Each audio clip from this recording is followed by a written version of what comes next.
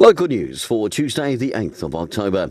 Greytown man David Murray is fulfilling a lifelong dream of walking the Te Araroa Trail with his 14-year-old son Baxter, as hundreds of thousands of New Zealanders head into the outdoors this spring and summer. They were joined by a growing number of Kiwis taking time off work and study to walk the length of the country on the 3,000-kilometre Te Araroa Trail. With less than a week to go, election returns have been slow. Carterton and South Wairarapa returns are below the same time in 2016, while Masterton is slightly ahead.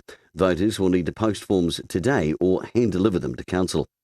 Glendale Bridge on Glendale Road, adjacent to Tanglewood Road, will be closed today till the 11th for maintenance to be carried out.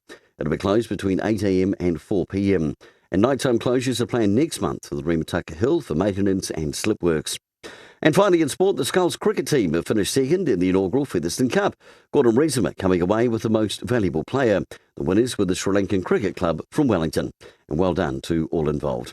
For local news on Wairarapa TV, I'm Brent Gare.